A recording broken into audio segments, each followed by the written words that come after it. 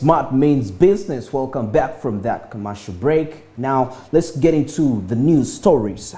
About 9,400 youths will benefit from the private sector foundation partnership with AgriCycle Global over the next 5 years through strategic linkages to global markets aimed to solve challenges of food losses in sub-Saharan Africa.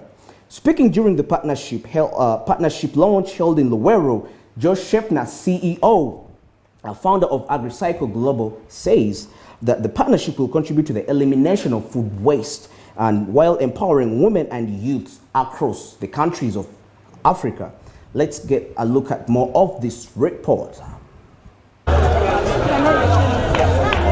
Over 9,400 youths will benefit from the Private Sector Foundation Uganda partnership with AgriCycle Global over the next 5 years through strategic linkages to global markets aimed to solve the challenges of food losses in sub-Saharan Africa, which add to about $4 billion annually due to perishability, poor storage facilities, and insufficient agro-processing skills among smallholder farming communities. Speaking during the partnership launch held in Luwero on Tuesday, Josh Sheffner, CEO and founder of AgriCycle Global, said the partnership will contribute to the elimination of food waste while empowering women and youth across the country, and a project dubbed Global Agriculture Market Linkage for Youth and Young Mothers. 9,408 youth are said to benefit from a partnership between Private Sector Foundation Uganda and AgriCycle Global, a social enterprise, over the next 5 years through strategic linkages to global markets. The Food and Agriculture Organization of the United States estimates that food loss to be at about $3.8 billion, which happens between harvest and point of sale,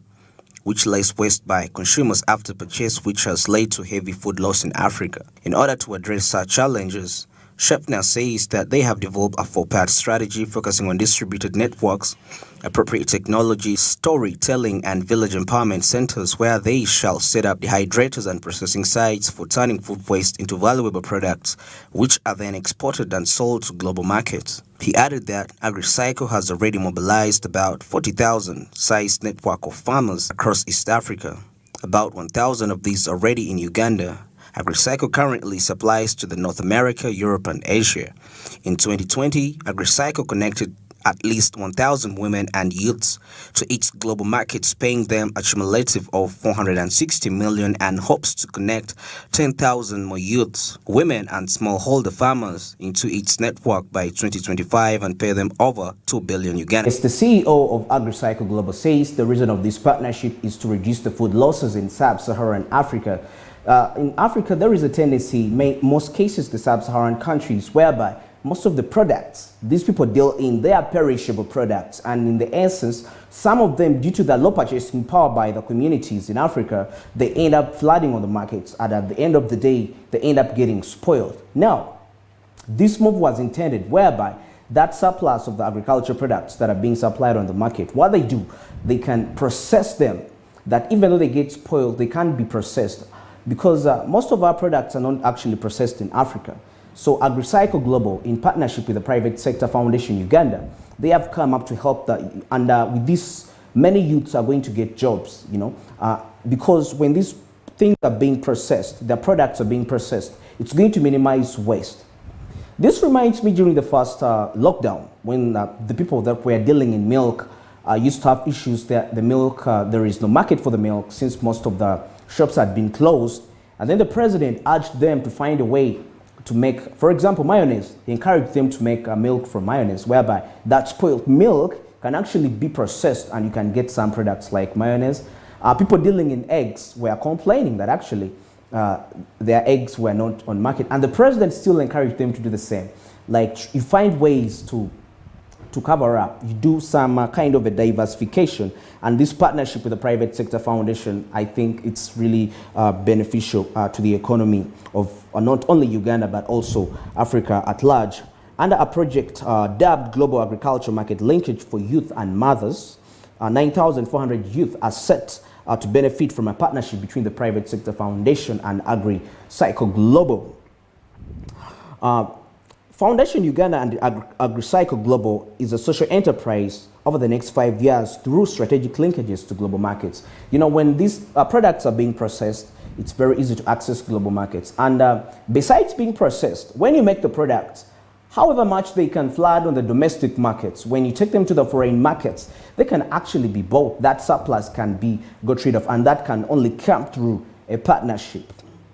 In order to address such challenges, Schaeffner, that's the CEO of AgriCycle Global, says that they have developed four-part strategy focusing on distributed networks, appropriate technologies, storytelling, and village empowerment centers, where they shall set up dehydrators and processing sites for turning food waste into valuable products.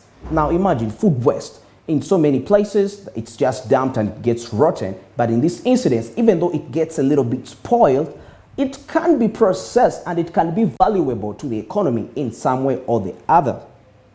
He added that AgriCycle has already mobilized about 40,000 seed network of farmers across East Africa. So they're in partnership with farmers across East Africa.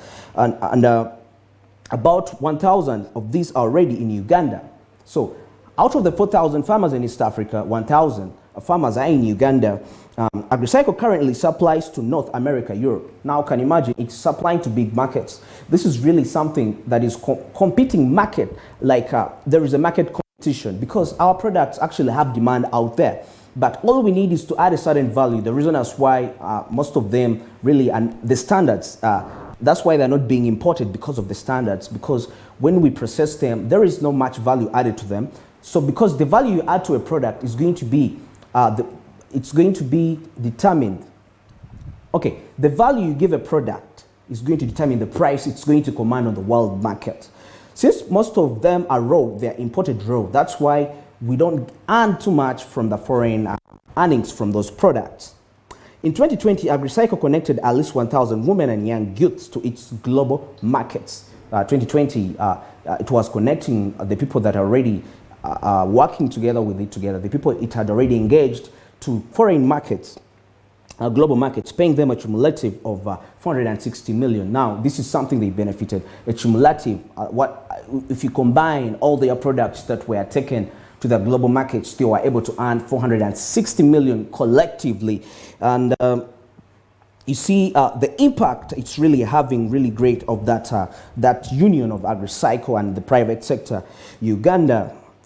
In other stories, UNBS to start a mobile laboratory testing for consumer products. The Uganda National Bureau of Standards has revealed that it is to begin a mobile laboratory testing for selected products authorized by the government, which intent is actually intended to fight COVID-19. During the handover ceremony of the equipment to the UNBS, the acting executive director, Private Sector Foundation, Francis Kisirinya, said that equipment does not only test COVID-19 related goods, but tests wider scope of products, which will help local farmers provide local quality. Let's have a look at more of this report. The Uganda National Bureau of Standards has said that it's set to start mobile laboratory testing for selected products authorized by the government in the fight against COVID-19 pandemic. During the handover ceremony of the equipment at UNBS offices, the acting executive director of the Private Sector Foundation, Francis Kisirinya, said that the equipment does not only test COVID-19 related goods, but also tests a wider scope of products, which will help local manufacturers provide quality products. This is in a bid to support micro, small and medium enterprises, COVID-19 recovery and resilience. The products eligible for mobile laboratory testing include maize grain, maize flour, sanitizers, face masks and personal protective equipment, among others. The development follows a boost of the UNBS laboratory testing equipment by the Private Sector Foundation under the PSFU MasterCard COVID-19 Recovery and Resilience Program project. The equipment received include aflatoxin reader, portable moisture meters for grain field testing, washing machine for personal protective equipment, among others.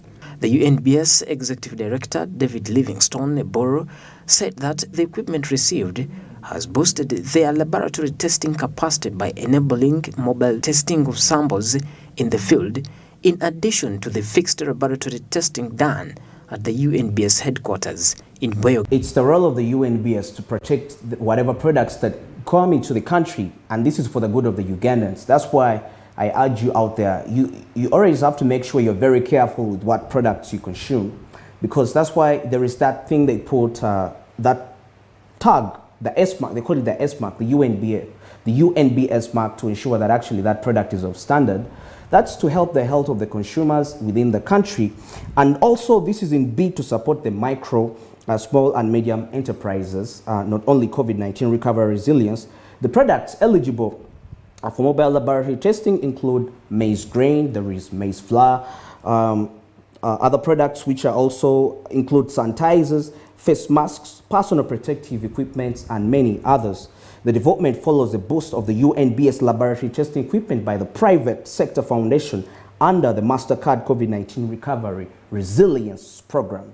Yes, the nation is in the move to recover back from the COVID-19 effects so that we can revive our economy back to the pre-pandemic levels. The equipment received includes an automatic colony counter for microbiological analysis. These are all the things that include which are going to be in the laboratory where they're going to test these products from. The UNBS Executive Director, David Livingstone Ibiru, said the equipment received has boosted their laboratory. Yes, they already have equipment, but this is new equipment that is coming in to boost what they already have in their laboratory. They have boosted their laboratory testing capacity, enabling mobile testing of samples in the field, in addition to the fixed laboratory testing done at the UNBS. So there are two ways. There is one done in the field and also one that is being done at the headquarters. In other stories, Serbia donates 40,000 AstraZeneca doses plus 10 scholarships to Ugandan science students.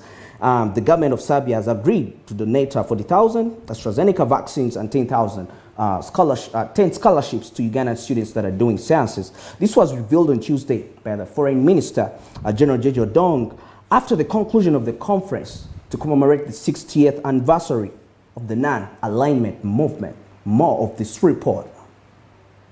The government of Serbia has agreed to donate 40,000 COVID-19 AstraZeneca vaccines and 10 scholarships for Ugandan students to study science-applied courses. This was revealed by the Minister for Foreign Affairs, General Jeje Odong, after the conclusion of the conference to commemorate the 60th anniversary of the Non-Allied movement. Odong said that after the closure, he met with the Serbia's Minister for Foreign Affairs, Nikola Selakovic, and he got the donation of AstraZeneca vaccine and 10 scholarships for Ugandan students to study science-applied courses, medicine and engineering, among others. Serbia's foreign ministry also confirmed this agreement, which it said that is meant to strengthen the bilateral relationship between the two countries. Selakovic stated that the impetus for political relationship between the two countries should be given more frequent exchange of visits at a high level.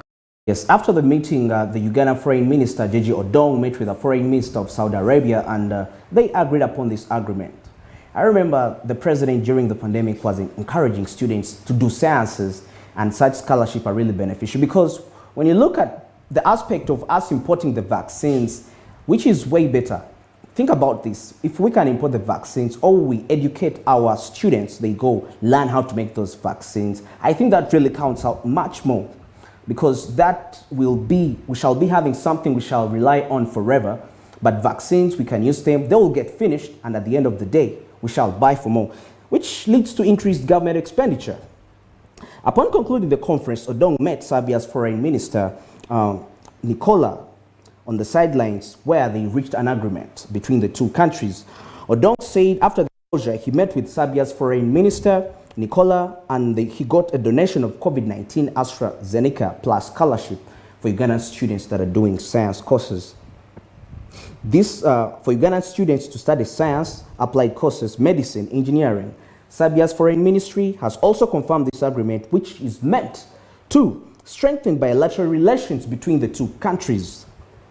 During the meeting, Minister Selakovic also hailed political reasons between Serbia and Uganda, which say traditionally friendly, are good. They are good relations, traditional and friendly politically, like the friendship between these two nations. In the period of the anti-social colonial rule, still represents one of the positive foundations on which modern relations are best. Then in other stories, IGG probes 9 billion sent to closed agricultural schools. The Inspector General of Government, IGG, Bet Olive Kamia, has commenced investigations into alleged misuse of 9 billion by the Ministry of Agriculture officials. According to the investigation, the money was given to the Ministry of Fisheries Training Institute in Entebbe Wakiso District and Bukalasa Agriculture College in Wobulenzi, Luwero, 2020 and August, with some other expenditure appearing to be repeated. Let's have a look at more of this report. The Inspector General of Government, Bet Olivia Kamya, has commenced investigations into the alleged misuse of 9 billion by the Minister of Agriculture officials. However, Kamya did not reveal when investigation will be concluded, saying she cannot give a timeline since the exercise involves gathering of information. The Permanent Secretary of the Ministry of Agriculture, Major General David Kasura Chomukama, said that the Ministry of Agriculture is not aware of any reported case of misuse of funds. However, since the emergence of the allegations is already on the table, the management has tasked the relevant officers to look into the matter. Asked about the expenses and the multiple disbursement, which appear to be anomalies in the wake of the school closures, General Chomukama said no such audit query had been raised in the 2020 to 2021 financial year, but nonetheless, his team will investigate the allegation. Agriculture being the backbone of the nation's economy, it needs that there should be a strict follow-up on any funds that are being allocated to the ministry.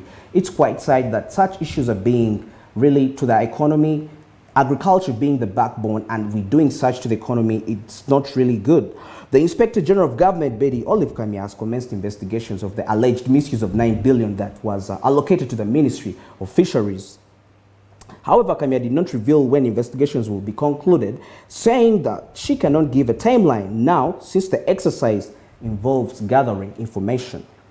The Permanent Secretary of the Ministry of Agriculture, Major General David Kasura Chomukama, said the Ministry of Agriculture is not aware of any reported cases of misuse of funds. However, since the emergency of the Allegations Management Task Force, relevant officers took over the matter.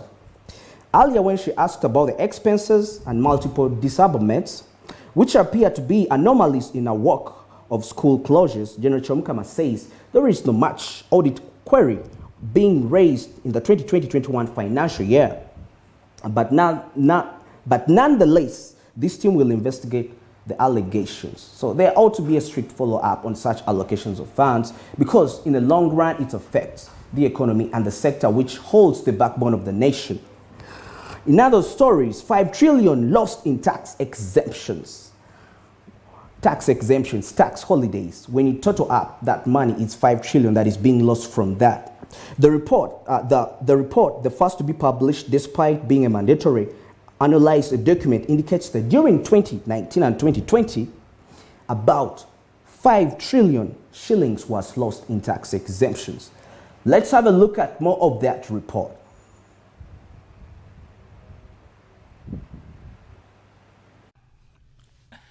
According to the government tax expenditure report, more than 5 trillion in tax revenue is foregone due to exemptions and related incentives. The report, the first to be published despite being a mandatory annualized document, indicates that during the 2019 to 2020 financial year, a total of 5.3 trillion was foregone due to tax expenditures incurred on exemptions, reliefs and incentives. Exemptions and reliefs related to international trade taxes, which stood at more than 2.1 trillion, according to the report, contributed to the largest share of the foregone tax, followed by the value-added tax, which contributed more than 1.8 trillion. Foregone revenue resulting from exemptions on income tax stood at 1 trillion, with the largest share coming from employment income tax exemption due to armed forces. This is also followed by employment income rather than basic salary for members of parliament. It is the first time Uganda is conforming to the regional and international statutory requirement that requires government to publish comprehensive tax expenditure reports. Tax expenditure is estimated revenue loss that results from extending tax preferences to a particular class of taxpayers or activity. Over the last 40 years, tax incentives, although a deviation from the tax system, have since doubled from 40 to 80% despite their relevance coming under the intense scrutiny. Civil society organization and Tax Justice Alliance Uganda and development partners such as the World Bank and International Monetary Fund have in the past challenged the government to publish tax expenditure reports to promote Yes, right about now, let's get live to Serena. To be selective and get representative